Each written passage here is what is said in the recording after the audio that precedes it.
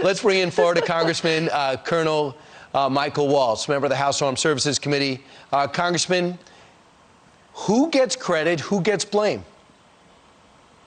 Well, this has just been swamp politics, D.C. politics at its worst.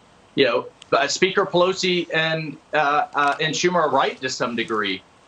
We have rejected a lot of what they wanted in their multi-trillion-dollar HEROES Act they passed back in June that was full of the progressive wish list, everything from undocumented aliens to this whole progressive piece on corporate boards, how we vote, all kinds of things they tried to throw in there. But meanwhile, Brian, as you and I have talked about, there was $138 billion from the CARES Act left over and unspent for the Paycheck Protection Program. We tried 19 times to say, fine, we can argue about all of those other things, but please let businesses have access to these monies.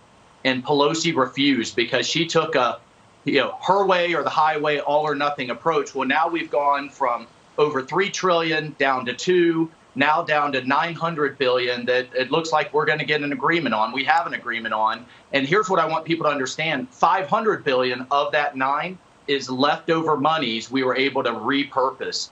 So, there is some fiscal responsibility in this package, but it is now targeted on programs that are going to help people get through this pandemic. And I think at the end of the day, this is a win for people who have been suffering, but it is way, way, way too late. Yeah, Colonel, it is amazing. All this time, and it almost feels like we're right back where we started on a lot of these items. You mentioned the speaker, though, Nancy Pelosi.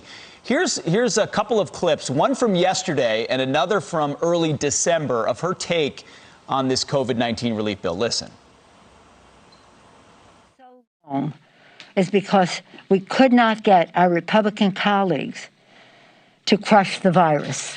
Why would they not want to invest in the science that has told us so importantly that it required testing, tracing, treatment, separation, sanitation? Joe Biden committed to ending and crushing the virus. What was then before was not more of this. This has simplicity. It's what we've had in our bills. It's for a shorter period of time. But that's okay now because we have a new president. So much serious talk and so many words, but ultimately she revealed right there at the end the motivation behind delaying all this. Yeah, the bottom line is she did not want to give President Trump a win. And meanwhile, the American people were losing. And you're right. I mean, we did reject some things. Main thing we rejected was a bailout to a lot of blue states who have mismanaged their funds. And I can't responsibly vote for Florida's taxpayers who, in a state that is managing its budget, to bail out New York and bail out California and a lot of other northeastern states. So we did reject that. But meanwhile, we were asking her to at least let businesses have another bite at the apple at monies that were already appropriated. And it just fires me up every time I get a phone call from one of our businesses that are going out forever.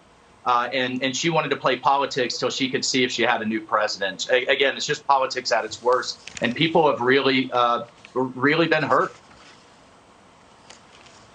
Congressman, switching topics here, we want to get your thoughts on the incoming White House press secretary who is talking this weekend on Fox News Sunday about the Hunter Biden probes. Take a listen.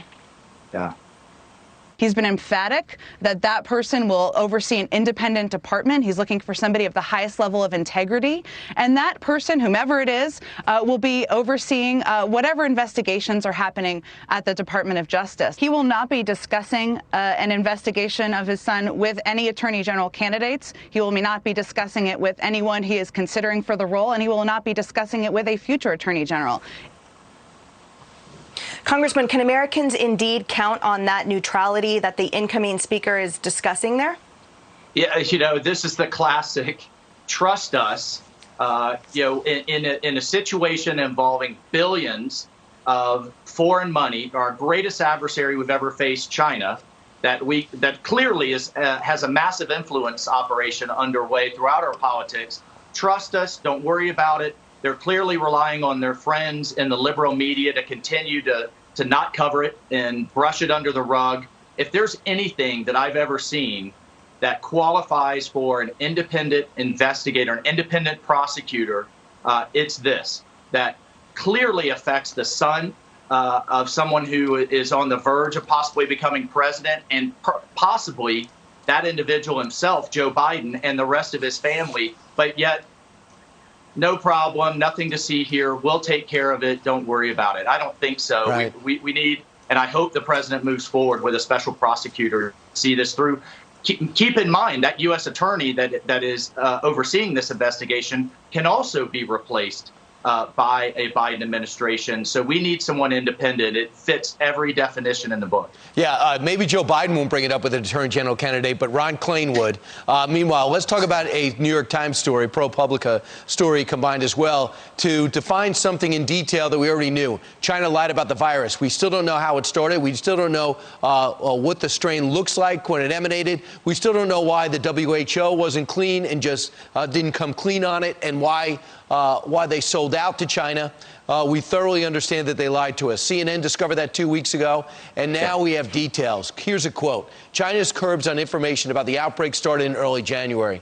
Early January. That's before the novel coronavirus had even been identified definitively. The documents show this. When infections started spreading rapidly a few weeks later, the authorities clamped down on anything that cast China's response in too negative of a light. Think about how the CDC had the wrong test. Think about how we were told the wrong information. The things that we could have done to prepare us for the poisoning of the world thanks to China. If this does not warrant fiscal retribution, I don't know what does. Well, yeah, I couldn't agree with you more, Brian. And look, I mean, remember, they kicked out our journalists. They've arrested their journalists, and they've disappeared. We still don't know where they are, in addition to their doctors who were trying to inform the world, and then immediately influenced its friends within the WHO, whose job was to make sure that the world is prepared. Meanwhile, they're overseeing this army of bots and kind of online cyber warriors that are spreading misinformation all over the global internet. And one of the biggest pieces, one of the key parts of their campaign, is making sure it was not called the China virus or the Wuhan virus, that we all kind of fell into this bland COVID-19, which we have. So they've been successful in that, right? And those of us that were trying to remind the world and remind Americans who started this and where this came from were pilloried in the press. Why? Because they wanted to make sure that the focus stayed on President Trump at a campaign year. So, all of this coming out after the election shouldn't be too much of a surprise, whether it's from CNN, New York Times, or others. But China will pay. We had a task force in the House that was supposed to be Republicans and Democrats. Speaker Pelosi pulled her Democrats at the last minute from participating, looking across the board from the economy to healthcare to the military, because she said it distracted from the president trying to divert attention to China. The Democrats have a real problem with China, and it's all getting wrapped into this. Colonel, you're so right. I mean, we've got a massive China problem, yet the examples, especially on the Democrat side of the aisle, don't inspire any confidence for anybody. I mean, so you've got the potential president's son embroiled with the communist Chinese, office mates with an energy company over there. Take Nancy Pelosi's husband, who does business in China. Take Dianne Feinstein. Yeah, all of these establishment elite members of the Democrat Party have personal fiscal connections to cheap goods and business in China. What expectation can regular folks, workers in America, have that Washington will actually step up and confront the communist Chinese in a way that's beneficial to us, in a way that's meaningful, that's not a smokescreen? Well, it's just one more reason we can't lose the Senate. I mean, the Republican Party certainly has had a wake-up call. I've talked to a number of Democrats who understand what's going on. The Democratic leadership has not. And some of these politicians that they're spotting and assessing early in their career, they're not trying to put them on the shoeshine committee. They're putting them on armed services. They're putting them on the intelligence committee and others that they're influencing. Look, at the end of the day, the Chinese Communist Party is in a Cold War with the United States. We need a wake-up call across the country, and it needs to be coming from their elected leaders.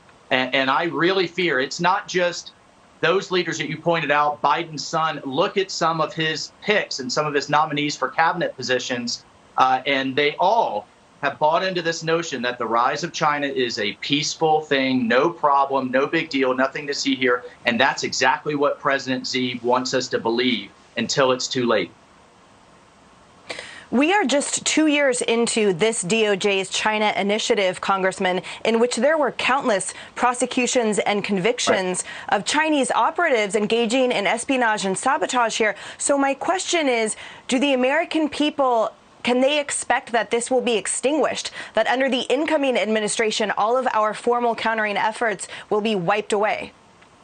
Yeah, well, I'm certainly going to do everything in my power to not let that happen. It is remember, we've had the head of Harvard arrested, professors at Emory University, at Texas A&M, the Moffitt Cancer Research Center in Florida. The Department of Justice has said they have dozens and dozens of individuals under investigation that have taken money from the Department of Defense, taken taxpayer grant-funded research from Health and Human Services, NIH, and then they are shipping it wholesale over to Beijing. And what Beijing calls that is their civil mill program, where they take these civilian technologies, materials, robotics, jet engines, and flip it right over to their military. Guess what? Now they're rolling out the most advanced stealth fighters, rockets, missiles, and others that look exactly like ours. And I have very little confidence that a potential Biden administration sees this for what it is and is going to aggressively go after it, like the Trump administration has, and like the president has.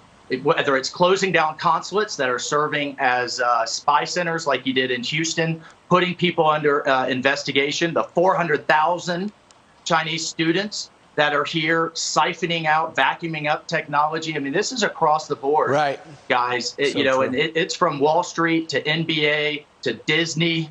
Reportedly, the head of Disney is under consideration to go to Beijing as the ambassador. I mean, we really have to understand the depth and breadth of this. And I don't think the Democrats are calling it out for what it is. They're not even close. Yeah, remember, they want to see Wall Street executives to help them with the Trump administration. Remember what they've done with, they've changed movies in Hollywood. Remember, Apple never has a critical thing to write in their news service about him. But let's, and if we can, by the way, they've taken our fighter jets. The only thing they removed was the decal. You can still see the glue marks on it. They land a Mars probe, a moon probe, looks exactly like ours. And there's a push in the Biden administration, at least from among officials, to use cooperation as we try to get to Mars. Yeah, let's work with China. Let's not let them. Why make them hack when we could just share and bring them over to the office space? Let's go make some keys. China's had more launches than the rest of the world, including the United States. It's unbelievable. Into space. And that's why we need a Space Force to defend our assets up there. I'm not confident the Biden administration will continue to support that either. And can I just real quick on Florida? You're in Florida. You've been in D.C. You've been in New York. The difference is Florida's governor and their leadership is saying, we know the dangers.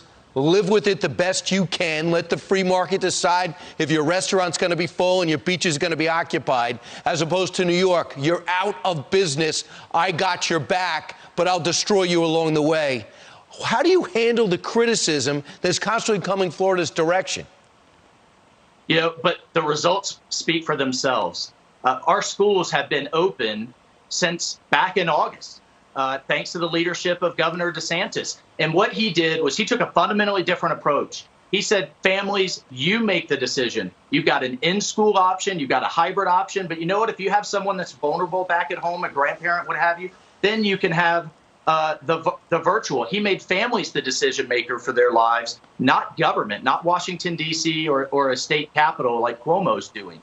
And that's the fundamental difference. Business owners don't want to get people sick. They don't want to, have to go out of business if that happens. So they're going to take appropriate measures. We're taking an approach where we trust individual citizens with their liberties, with their health, to make the right decisions. And you know what? The statistics are showing we're relatively flat despite being open when it comes to hospitals and when it comes to unfortunate deaths, not case numbers that the mainstream media likes to focus on. So that's just a very different approach, looking at individual liberty versus government mandate and government shutdown. And comparatively, as we all fight through this, it's working. It's called common sense, and you got a lot of it.